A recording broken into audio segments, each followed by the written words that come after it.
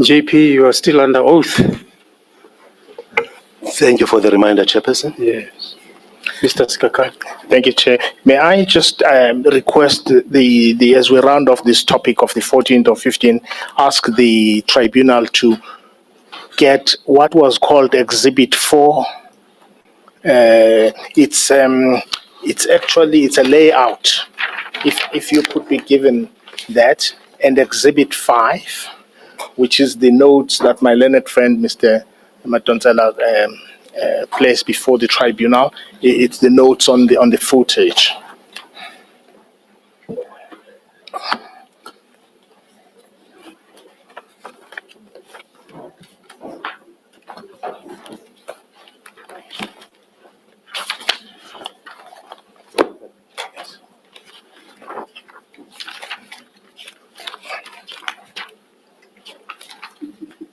Yes.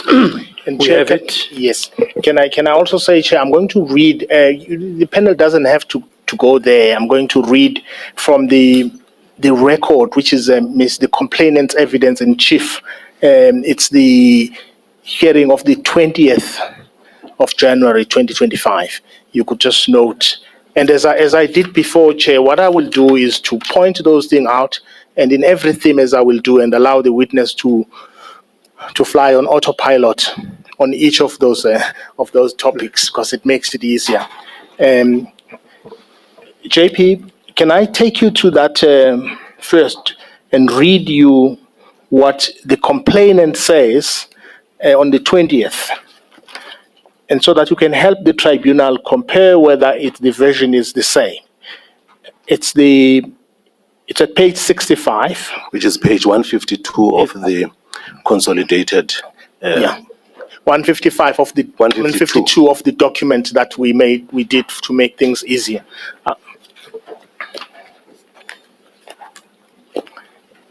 Ms. Mengo says this. Are you there, Chair? No, I'll wait. 152.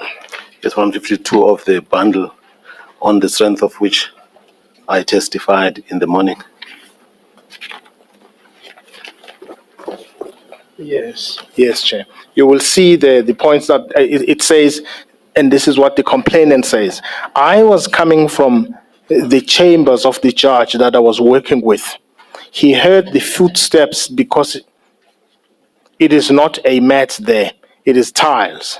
He called me to come into his chambers. And then after being asked, she also says, no, he called out. In other words, he called me out, and also not in a loud manner or loud voice, because the judge's door where I had worked in is not far from his chambers. And then you will see that right at the end there, this is where she ends by saying that the respondent, the JP, said, do you see how much effect you have on me? I want to stop it there and put my witness on autopilot about comparing. We're going to take now both exhibit 4 and 5, and ask the JP to take us through those two. Thank you, Chair.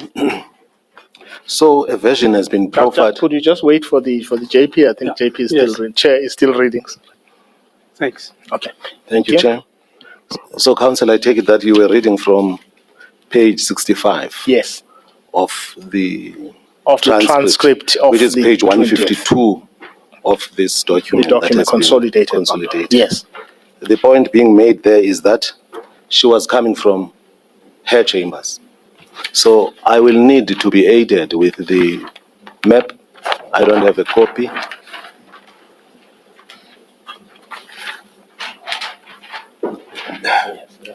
So one must look at this testimony against the background of what is embodied on Exhibit 4. Exhibit 4 being the map. So, just a minute, is this one? Yes. And that black stripe must be on the left-hand side, am I right? That's the dark shade is on the left-hand side, Honorable Member. Yes. So, as I understand it, she says, and we will see that there is a chamber somewhere.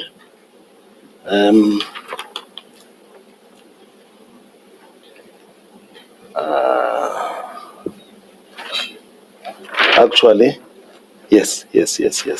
So there's an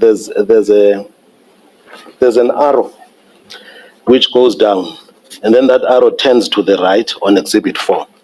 So basically, we are moving from the premise that, according to the testimony, she was not called by me as I was standing on my door. My door being the one at the corner, as you look at this, which says rectify SI or something like that. So there's the door.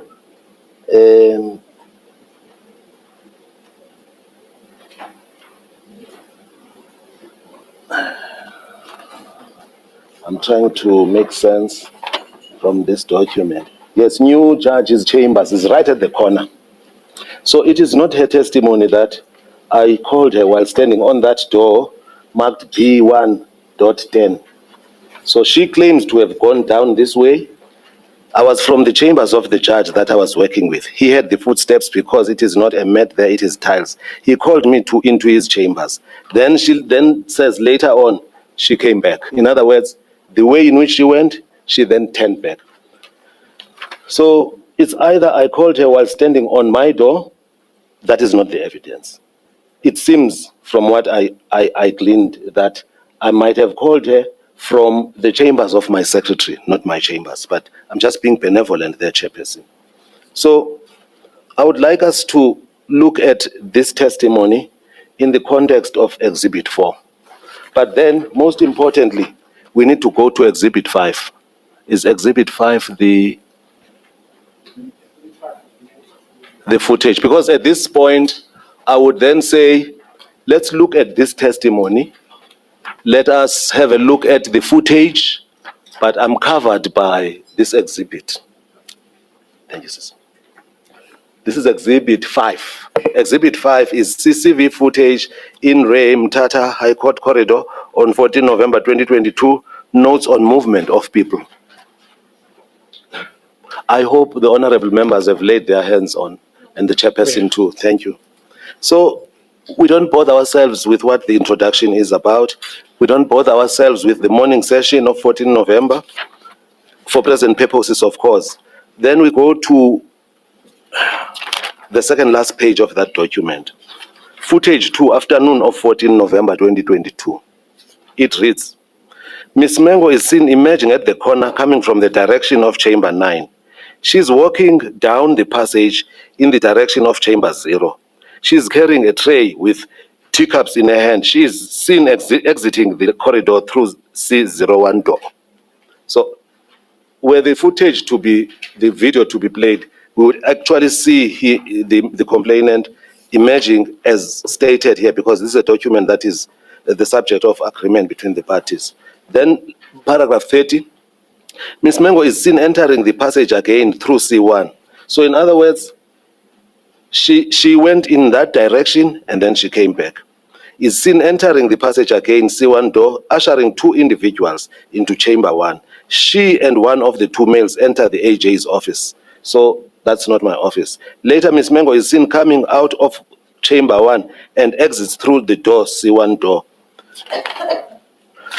She does not feature again beyond that point. So in other words, if we look at this that was agreed to, unless we must replay it, there's no time when, in that afternoon, Ms. Mengo is seen moving in the direction of my office, be it entering through the secretary's office, Ms. Ngai, and coming back the way she testified, counsel. Thank you, JP.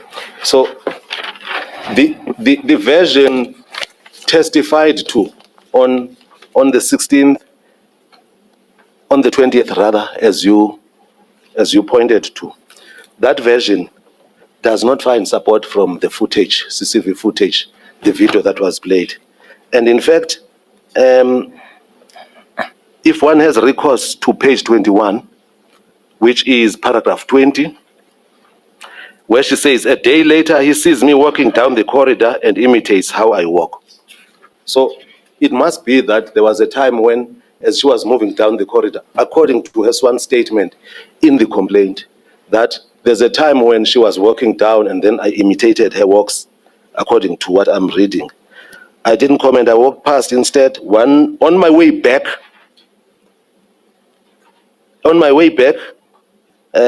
court's floor in Umtata is tiled, so you ought to hear one walk and so on and so forth.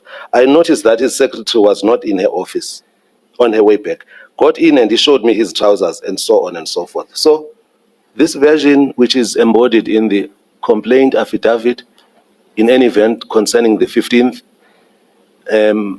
and her testimony fly in the face of this document, which is Exhibit 5. So it would be interesting to see exactly what her version really is. But some of the things are matters for argument. But point of substance is that this document embodying agreement as to movements does not support her version.